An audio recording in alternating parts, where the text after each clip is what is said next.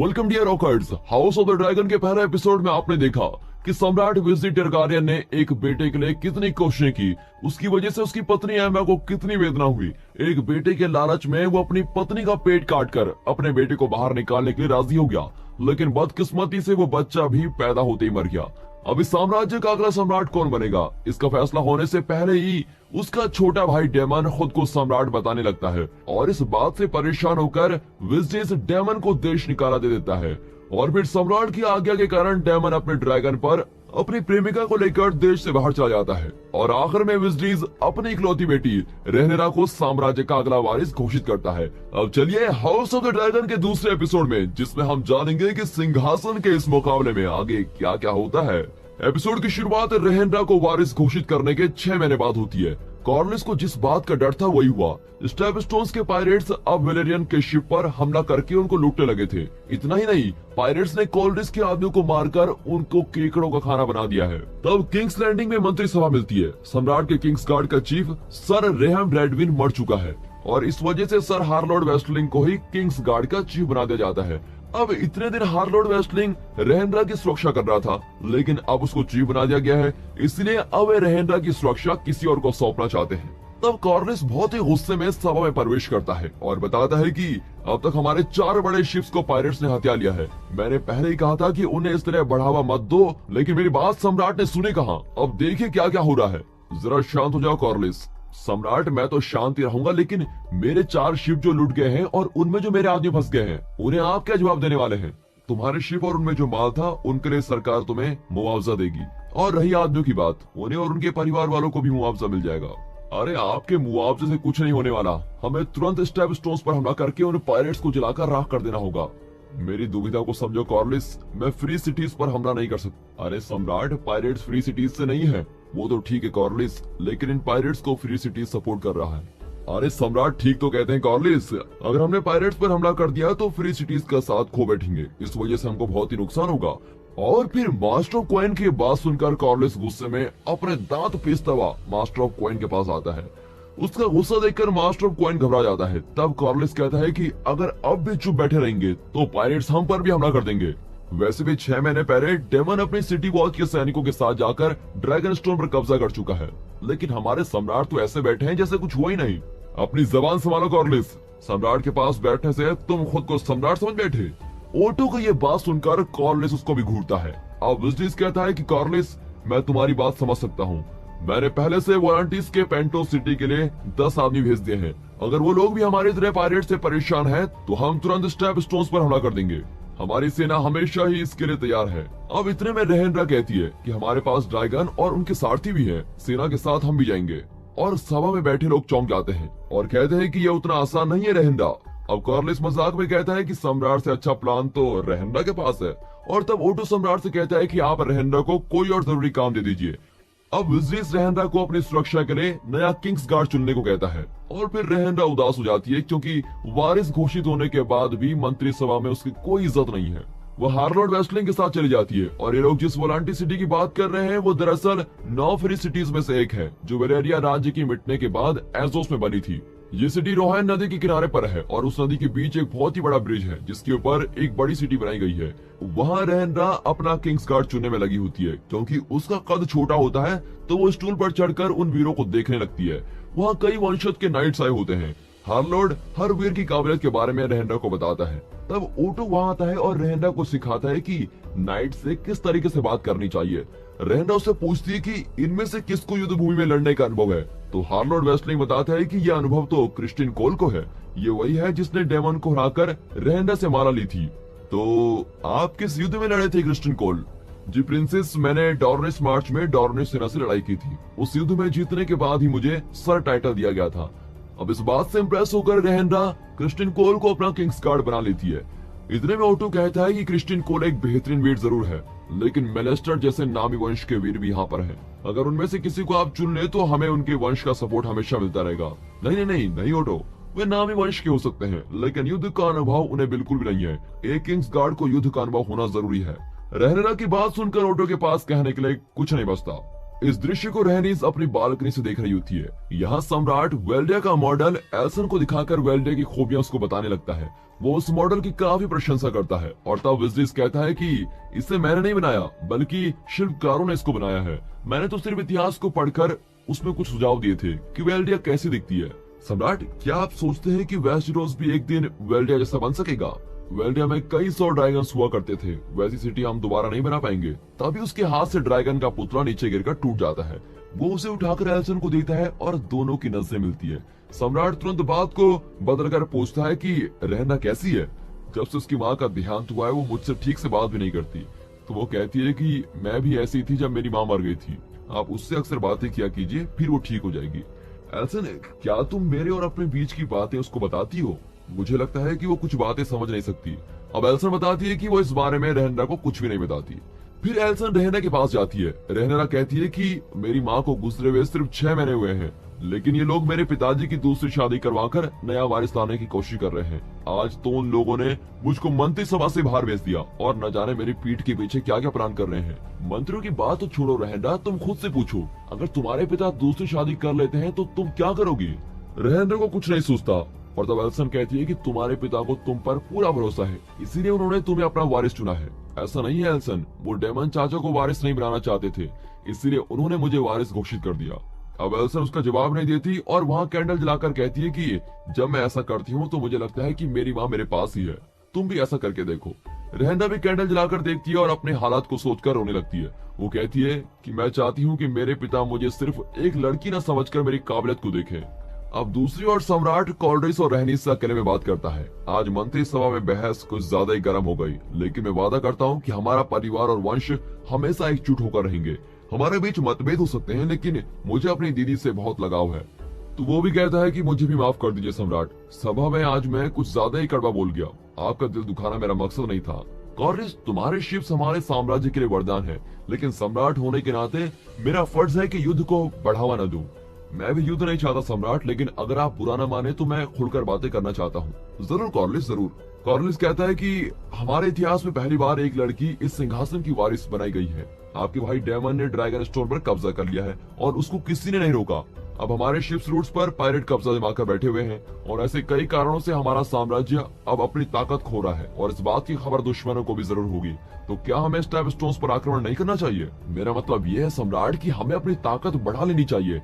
हमारा परिवार ही वेल्डिया के आखिरी राजवंशज है। अगर आपके ड्रैगन्स की ताकत और मेरी नेवी की ताकत एक हो जाए तो हमें कोई भी हाथ नहीं लगा पाएगा। हमारे इस रिश्ते और ताकत को बनाए रखने के लिए मेरा एक सुझाव है, आप मेरी बेटी लियाना से शादी कर लें। ये तुम क्या कह रहे हो कॉर्लिस? दूसरी शादी के बारे में मैं इस वक्त सोच भी नहीं सकता। अब रेनिस कहती है कि बाद में ही सही, तुम्हें शादी तो करनी पड़ेगी क्योंकि इस साम्राज्य को एक रानी की जरूरत तो है ही, और लियाना से ज्यादा काबिल रानी आपको कहीं नहीं मिलेगी। लेकिन सम्राट इसका कोई जवाब नहीं देता। लियाना और कोई नहीं, इन दोनों की 12 साल की छोटी बच्ची है जो पहले एपिसोड में तालियां बजाकर मैदान में मुकाबले को देख रही थी। देख लिया दोस्तों आपने कि सिंहासन और राजवंश की ताकत बनाए रखने के लिए ये दोनों कैसी कैसी हरकतें पर उतर आए हैं। फिर उस रात विजडीस और रहनरा साथ मिलकर खाना खाते हैं। बहुत देर की खामोशी के बाद रहनरा बात शुरू करती है। माँ के जाने के बाद हम दोनों ठीक से बात भी नहीं कर पाए। हाँ बेटी, तुम बिल्कुल ठीक कहती हो। और इस तरह पहली बार बाप बेटी एमा के बारे में बात कर रहे होते हैं। रहनरा बताती है कि उसने क्रिस्टिन कोल को अपना किंग्सगार्ड चुन लिया है और सम्राट भी उसके चुनाव से खुश होते हैं। पिताजी, आज मंत्री सभा में जो सुझाव दिया था उसके बारे में नहीं, उसके बारे में कुछ मत कहो रहनरा, तुम अभी बच्ची हो। और फिर ये सुनकर रहनरा एक बार फिर परेशान हो जाती है। अब ग्रेट मास्टर आकर सम्राट की उंगली पर मरहम लगा रहा होता है क्योंकि इस सिंहासन ने फिर सम्राट को घायल कर दिया था। ये घाव तब लगा जब उसने डेमन को देश निकाला दे दिया था। इस घाव से सम्राट की उंगली पूरी तरह से सड़ने लगी थी और ग्रेट मास्टर एक कटोरी में कुछ कीड़े लेकर आता है और उसमें सम्राट को अपनी उंगली डुबाने को कहता है। सम्राट, ये आपके घाव पर लगे कीटाणुओं को खा जाएंगे और इस तरह उंगली के पुराने सेल्स नष्ट होकर नए सेल्स पैदा होंगे, फिर आपकी उंगली जल्दी ठीक हो जाएगी। तब सम्राट ग्रेट मास्टर को कॉर्लिस और रहनिस के प्रपोजल के बारे में बताता है। अब ओटो एकदम चौंक जाता है क्योंकि वो खुद अपनी बेटी को साम्राज्य की रानी बनाने के सपने देख रहा था। इसीलिए वो सम्राट को दिलासा देने के बहाने अपनी बेटी एल्सन को उसके पास भेजता रहा। वो कहता है कि इस विषय में जल्दबाजी मत कीजिए सम्राट, लियाना बहुत ही छोटी बच्ची है। तभी ग्रैंड मास्टर कहता है कि लेकिन अगर आप दोनों के परिवार मिल गए तो साम्राज्य की सारी समस्याएं खत्म हो जाएंगी। और ग्रैंड मास्टर की बात सुनकर ओटो भी उससे सहमत होता है और कहता है कि इस बारे में रहनरा की राय भी बहुत जरूरी है। इस साम्राज्य की भलाई के लिए शादी कर लेना आपका कर्तव्य है, लेकिन सिर्फ कर्तव्य निभाने के लिए आप अपनी बेटी का दिल मत दुखाइए।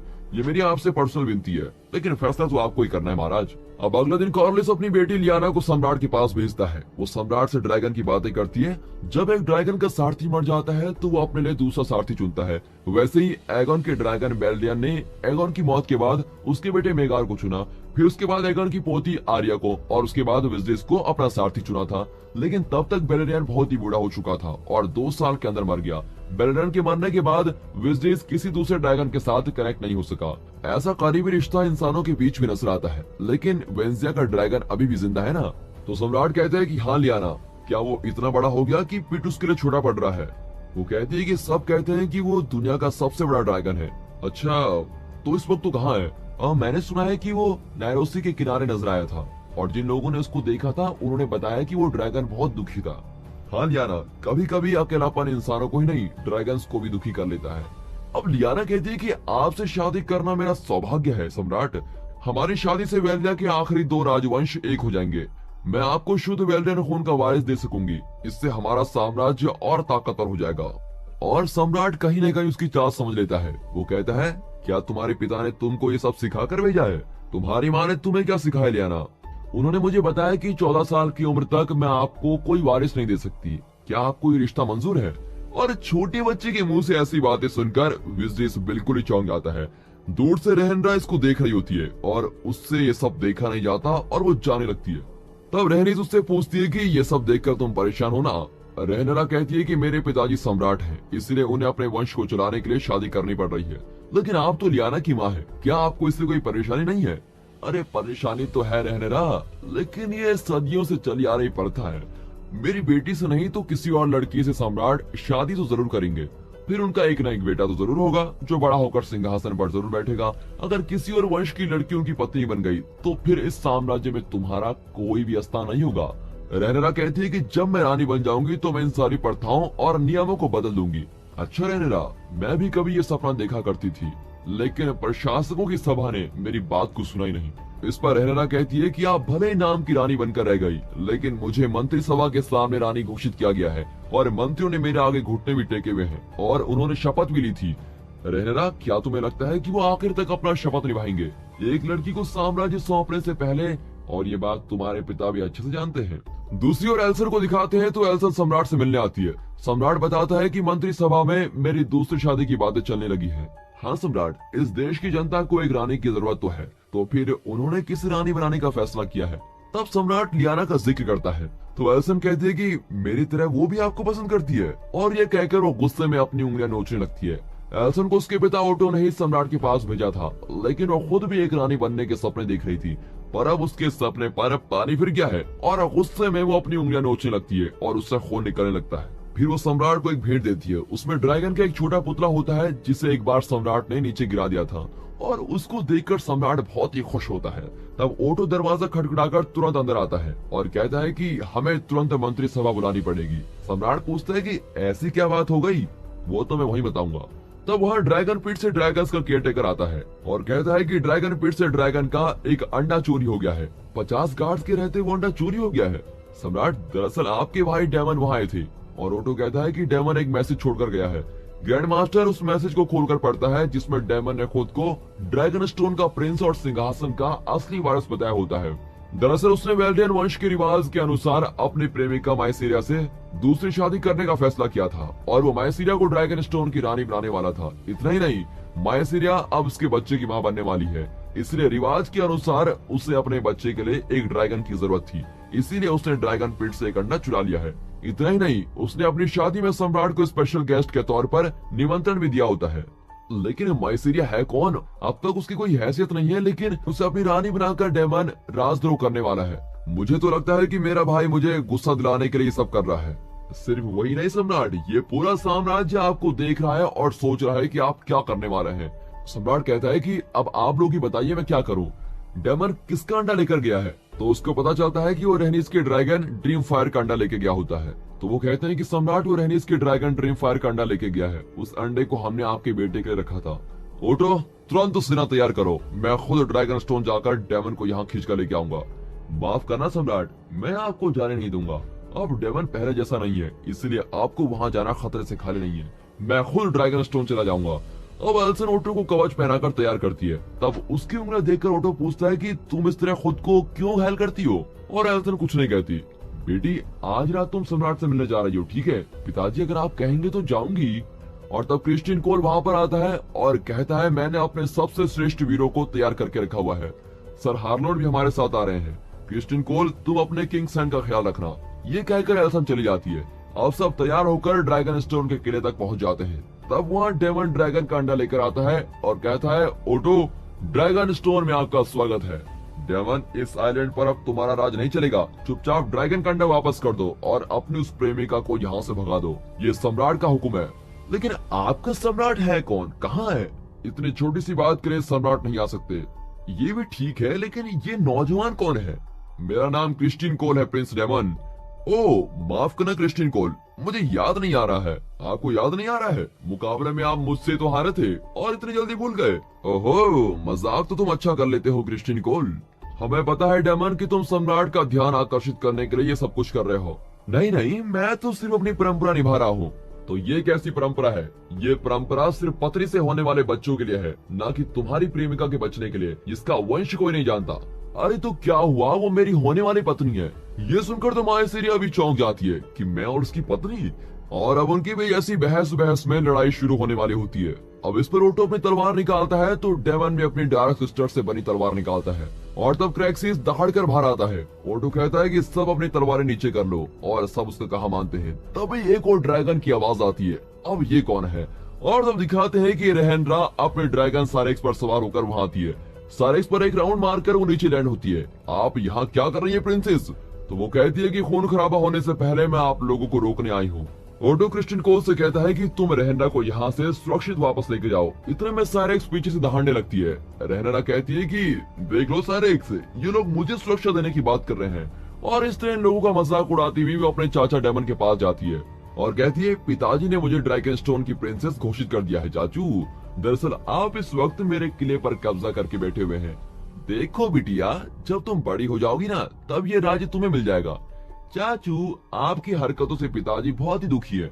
बेटी, मैंने ऐसा क्या कर दिया? शादी करना कोई गुनाह तो नहीं? अरे चाचू, आपकी शादी एक बार हो चुकी है। अरे शादी तो हो चुकी है, लेकिन उस पत्नी को मैंने नहीं चुना था। तुम्हारे पिता ने जबरदस्ती मेरी शादी करवा दी थी। ओके चाचू, लेकिन आप मेरे छोटे भाई का अंडा क्यों ले आए? अरे मैं ये अंडा अपने बेटे के लिए लाया हूँ। चाचू सच बताइए, क्या आप वाकई बाप बनने वाले हैं?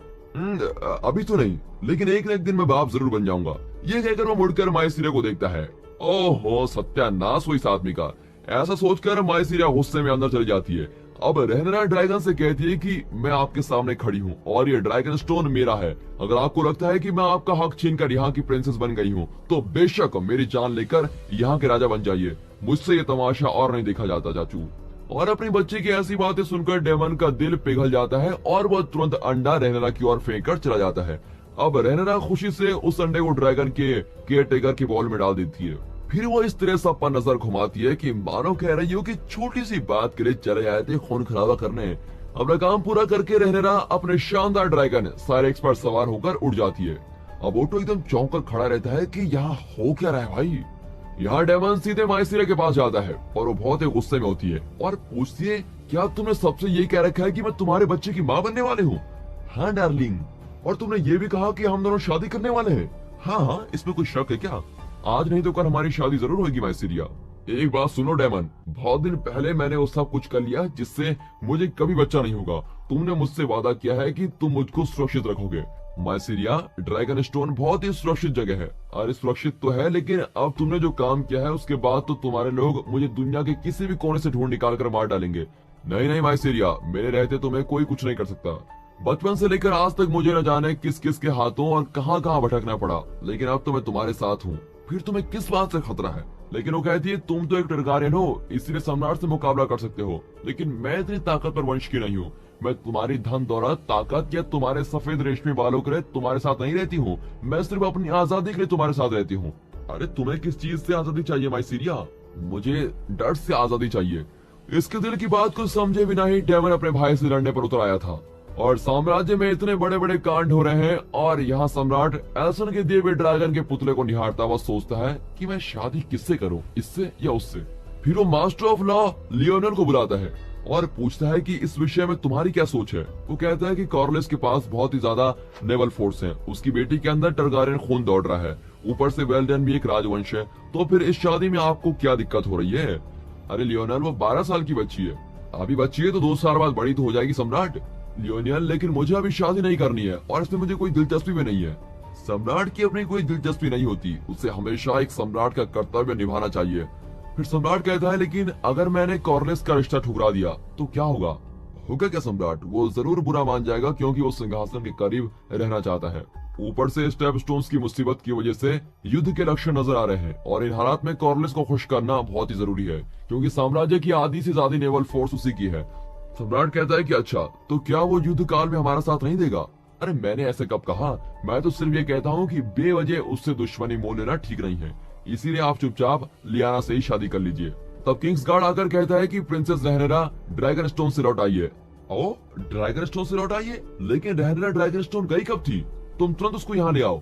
रहनेरा के आते ही वेस्टेज उसको डांटता है कि तुम किंग्स लैंडिंग से बाहर क्यों गई, और वो भी मुझे बिना बताए। तुम मेरी इकलौती वारिस हो, अगर तुमको वहाँ पर कुछ हो जाता तो मैं क्या करता?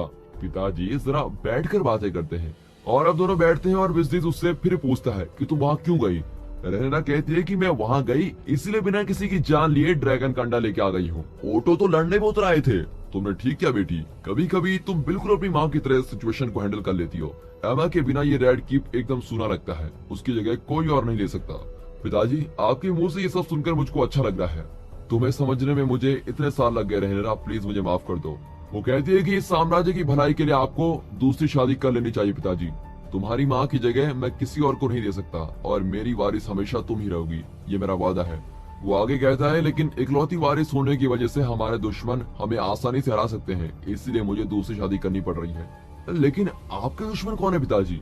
वही लोग जो इस साम्राज्य को कमजोर बनाना चाहते हैं। पिताजी फिर तो आपको वही करना चाहिए जो इस राज्य के लिए ठीक है। अभी की बातें खत्म होती है और अब अगले दिन मंत्रिसभा में एल्सन भी होती है और बहुत ही टेंशन में होती है। सम्राट बताता है कि वो दूसरी शादी करने वाले हैं। कॉर्लिस और रहनेरा इस बात से बहुत ही खुश होते हैं और बाकी लोग भी सम्राट के फैसले से खुश होते हैं। इस खुशी के बीच सम्राट ये घोषणा करता है कि वो एल्सन से शादी करने वाला है और अब सबके चेहरे का रंग उड़ जाता है। लेकिन ओटो बहुत ही खुश होता है कि उसकी मेहनत बेकार नहीं गई। रहनेरा को ये बात बिल्कुल अच्छी नहीं लगती और कॉर्लिस तो गुस्से में लाल हो रहा होता है। वो कहता है कि इस राज्य का सबसे शक्तिशाली वंश हमारा वेल्डियन वंश है। लेकिन सम्राट कहता है कि मैं तुम्हारा सम्राट हूँ कॉलरेस, मैं जो कर रहा हूँ करने दो। और कॉलरेस फिर चुप हो जाता है और ओटो को देखता है। ओटो का चेहरा तो एकदम चमकने लगता है जैसे कि उसकी बहुत बड़ी लॉटरी लग गई हो। और अब कॉलरेस चिढ़कर सभा छोड़कर बाहर आ जाता है। रहनेरा को भी एल्सन पर गुस्सा आता है कि मेरे साथ मेरी सहेली बनकर रही लेकिन मेरी पीठ पीछे ये काम कर दिया इसने, और गुस्से में वो भी बाहर चली जाती है। फिर कॉर्लिस ड्रिफ्ट मार्क जाकर बताता है कि हमारा वेलेरियन वंश टारगेरियन वंश से भी पुराना वंश है, लेकिन हम ड्रैगन के सारथी नहीं है। कई सदियों से हमारी पुरखे समुद्र से ही जुड़ी रही। जब मैं ड्रिफ्ट मार्क के सिंहासन पर बैठा था तो अपने वेलेरियन वंश को बहुत ही शक्तिशाली बनाना चाहता था और मैं ऐसा करने में सफल भी हुआ। लेकिन मैं दूसरे वंश जो जैसा नहीं हूँ। आज तक मैंने जो सफलता पाई है वो मेरी अपनी मेहनत से पाई है। अच्छा, ये जो भी कह रहा है वो ठीक है, लेकिन ये अपना दुखड़ा सुना किसको रहा है? ओ, फिर दिखाते हैं कि वो अपना इतिहास डेमन को सुना रहा होता है। डेमन, मैं अक्सर सोचता हूँ कि तुम और मैं एक जैसे हैं। हम दोनों से हमारा हक छीन लिया गया है और हमें जो इज्जत मिलनी चाहिए वो हमें कभी नहीं दी गई। डेमन चिढ़कर कहता है कि ये तो मैं पहले से जानता हूँ, और कुछ नया है तो बताओ। अच्छा, बताता हूँ। स्टेपस्टोन्स के पायरेट्स मेरी नाक में दम कर रहे हैं। मैंने सम्राट से बहुत विनती की थी कि वो अपनी सेना भेजकर पायरेट्स को खत्म कर दें, लेकिन उन्होंने मेरी एक नहीं सुनी। कॉर्लिस, मेरा भाई इतना कमजोर इंसान है कि वो खुद कुछ नहीं कर सकता। मैंने उसकी सुरक्षा करनी चाहिए तो मुझे उसने देश निकाला दे दिया। फिर भी मैं अपने भाई को बुरा भला कह सकता हूँ, लेकिन तुम मत कहना, समझे? पायरेट्स के पास फ्री सिटीज का सपोर्ट है और फ्री सिटीज के प्रशासक वेस्टर्स को कमजोर बनाना चाहते हैं, और अगर सम्राट ने इस बात पर गौर नहीं किया तो हमारे नेवल फोर्स पर फ्री सिटीज कब्जा कर लेंगे। फिर ना तो टारगेरियन वंश बचेगा और ना ही वेल्डेन वंश। तो वो डेमन से कहता है कि अगर तुम स्टेप स्टोन्स के पायरेट्स को हटाने में मेरी मदद करो तो सभी तुम्हारी काबिलियत को जान लेंगे और इस तरह साम्राज्य में हम दोनों की इज्जत बढ़ जाएगी। और ये कहकर कॉर्लिस डेमन को कन्विंस करता है। और दोस्तों, इसी के साथ ये सीरीज का दूसरा एपिसोड खत्म होता है। अब ये दोनों मिलकर स्टेप स्टोन्स में क्या करेंगे, सम्राट और एल्सन की शादी के बाद एल्सन और रहायनिरा के बीच क्या क्या मनमुटाव होने वाले हैं, इन सवालों का जवाब हमें अगले एपिसोड में मिलेगा। अगर हाउस ऑफ द ड्रैगन का ये एपिसोड आपको पसंद आया तो इस वीडियो को अपनी फैमिली और फ्रेंड सर्कल में शेयर जरूर कीजिए। साथ ही इस वीडियो को एक लाइक और चैनल को सब्सक्राइब अभी कर दें। एंड दोस्तों, फाइनली थैंक्स फॉर वॉचिंग।